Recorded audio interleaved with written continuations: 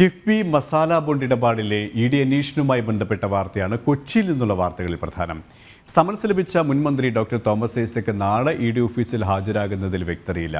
കൂടാതെ അഭിഭാഷകരോട് മോശമായി പെരുമാറിയ സംഭവത്തിൽ എസ്ഐക്കെതിരെയുള്ള കോടതിയലക്ഷ്യ ഹർജി ഹൈക്കോടതി ഇന്ന് വീണ്ടും പരിഗണിക്കുന്നുണ്ട്. ഒപ്പം തൃശൂരിൽ എൻഡിഎ സ്ഥാനാർത്ഥി സുരേഷ് ഗോപിയുടെ പ്രചാരണം ഇന്ന് പേച്ചി മണ്ഡലത്തിലാണ്.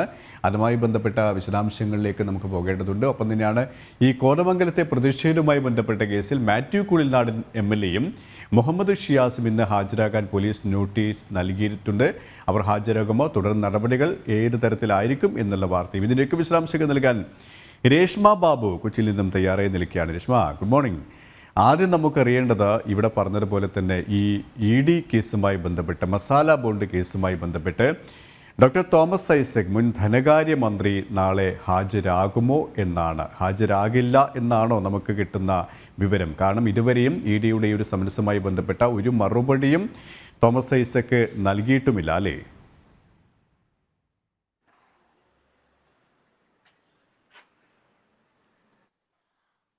സുരേഷ്, മോർണിംഗ്. മസാല ബോണ്ട് ഇടപാടിലെ ED അന്വേഷണവുമായി ബന്ധപ്പെട്ട് നേരത്തെ നിരവധി സമൻസുകളാണ് മുൻമന്ത്രി തോമസ് ഐസക്കിന് എൻഫോഴ്സ്മെന്റ് ഡയറക്ടറേറ്റ് നൽകിയിട്ടുള്ളത്. പക്ഷേ ഇതിലൊന്നും തന്നെ തോമസ് ഐസക് ഹാജരായിരുന്നില്ല. ആദ്യഘട്ടത്തിൽ സമൻസ് കിട്ടിയ വേളയിൽ തോമസ് ഐസക് ഹൈക്കോടതിയെ സമീപിച്ചിരുന്നു. വ്യക്തിപരമായിട്ടുള്ള തന്റെ വിവരങ്ങൾ ആവശ്യപ്പെടുന്നുണ്ട് എന്നുള്ള ആക്ഷേപമായിരുന്നു ഐസക് ഹൈക്കോടതി മുൻപാകെ ഉന്നയിച്ചത്. തുടർന്ന് ഹൈക്കോടതി നിയമാനുസൃതം സമൻസ് നൽകുവാനും ഒപ്പം തന്നെ അന്വേഷണവുമായിട്ട് മുന്നോട്ട് പോകുന്നതിൽ EDക്ക് തടസ്സമാകില്ല അല്ലെങ്കിൽ തടസ്സമില്ലെന്ന് വ്യക്തമാക്കിക്കൊണ്ട് ഒരു ഉത്തരവ് പുറപ്പെടുവിക്കുകയായിരുന്നു.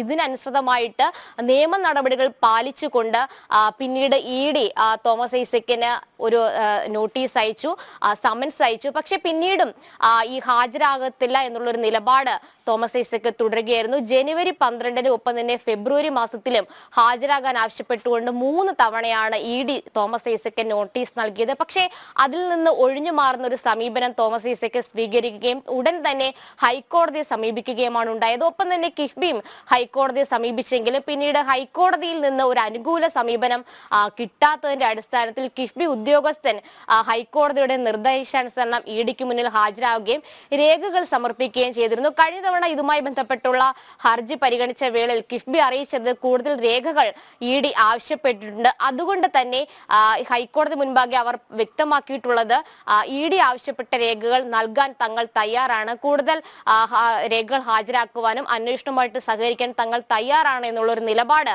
കിഫ്ബി ഹൈക്കോടതി മുൻപാകെ സ്വീകരിക്കുകയും ചെയ്തു. പക്ഷെ തോമസ് ഐസക് ഹാജരാകണമോ വേണ്ടേ എന്ന കാര്യത്തിൽ ഐസക്കിന് തന്നെ തീരുമാനം സ്വീകരിക്കാമെന്നായിരുന്നു ഹൈക്കോടതി നേരത്തെ നൽകിയിട്ടുള്ള ഒരു നിലപാട്. ഒപ്പം തന്നെ ഹൈക്കോടതി ഈ സ്റ്റേ ആവശ്യം, അതായത് പുതിയ സമൻസ് സ്റ്റേ ചെയ്യണമെന്നുള്ള തോമസ് ഐസക്കിന്റെ ആവശ്യം നിരാകരിക്കുകയും ചെയ്തിരുന്നു.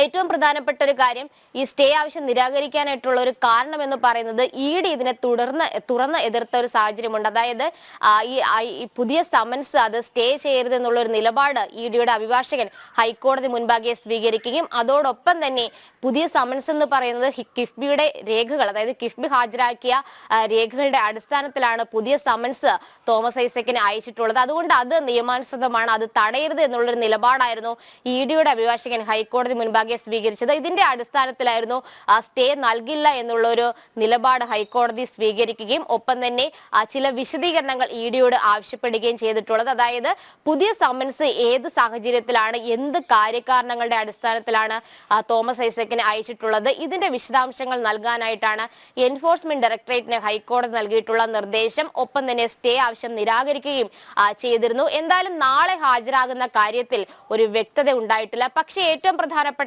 കാര്യം, തുടർച്ചയായിട്ട് ഹാജരാകുന്നതിൽ നിന്ന് ഒഴിവാകുന്നതിലൂടെ ഹൈക്കോടതിയുടെ തന്നെ വിമർശനത്തിന് തോമസ് ഐസക് പാത്രമാകേണ്ടി വരുമെന്നാണ് നിയമോപദേശം ലഭിച്ചിരിക്കുന്നത്. അതുകൊണ്ട് തന്നെ ഹാജരാകുമോ ഇല്ലേ എന്ന കാര്യത്തിൽ വ്യക്തത ഉണ്ടായിട്ടില്ല. എന്തായാലും നാളെയാണ് തോമസ് ഐസക് ഹാജരാകാനുള്ള തീയതി ED നൽകിയിട്ടുള്ളത്. നാളെ ഹാജരാകണമെന്ന് ED നോട്ടീസ് അയക്കുകയും ചെയ്തിട്ടുണ്ട്. 2150 കോടി രൂപയുടെ കിഫ്ബി മസാല ബോണ്ട് ഇടപാട് അത് ഭരണഘടനാ വിരുദ്ധമാണെന്നായിരുന്നു നേരത്തെ CAG കണ്ടെത്തിയത്. ഇതിന്റെ അടിസ്ഥാനത്തിലാണ് എൻഫോഴ്സ്മെന്റ് ഡയറക്ടറേറ്റ് അന്വേഷണം ആരംഭിച്ചത്. പക്ഷേ കിഫ്ബിയും ആദ്യഘട്ടത്തിൽ ഈ അന്വേഷണത്തോട് നിസ്സഹകരിക്കുന്ന ഒരു സമീപനം സ്വീകരിച്ചത് അന്വേഷണത്തെ വലിയ രീതിയിൽ വെല്ലുവിളി ഉയർത്തുന്ന ഒരു സാഹചര്യത്തിലേക്ക് എത്തിയിരുന്നു. എന്തായാലും തോമസ് ഐസക്കിന് യാതൊരു തരത്തിലും അല്ലെങ്കിൽ തോമസ് ഐസക്കിന്റെ കയ്യിൽ രേഖകളില്ലെന്നാണ് ഐസക് വ്യക്തമാക്കിയിരിക്കുന്നത്. പക്ഷേ ED പറഞ്ഞിട്ടുള്ളത് തോമസ് ഐസക്കിന് എല്ലാ കാര്യങ്ങളും അറിയായിരുന്നു, ഇത് സംബന്ധിച്ചുള്ള മിനിറ്റ്സുകൾ അടക്കം ഇതിന് തെളിവുകളാണ്. അതുകൊണ്ട് തന്നെ ഐസക് ഹാജരായേ മതിയാകൂ എന്നുള്ളൊരു നിലപാടാണ്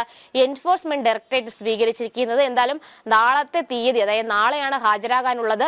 ഹാജരാകുമോ ഇല്ലയോ എന്ന കാര്യത്തിൽ വ്യക്തത ഉണ്ടായിട്ടില്ല. പക്ഷേ ഇത് കോടതിയിൽ അടക്കം കിടക്കുന്ന ഒരു വിഷയമായത് കൊണ്ട് തന്നെ വലിയ രീതിയിൽ വിമർശനത്തിന് കാരണമായേക്കും എന്നുള്ളൊരു സൂചന, വലിയ വിമർശനത്തിന് ഇടവരുത്താൻ തന്നെയാണ് സാധ്യത. അതുകൊണ്ട് തന്നെ EDയുടെ ഈ ചോദ്യമുനയിലേക്ക് തോമസ് ഐസക് എങ്ങനെ എത്തും എന്നത് നമുക്ക് കണ്ടറിയേണ്ടതുണ്ട്.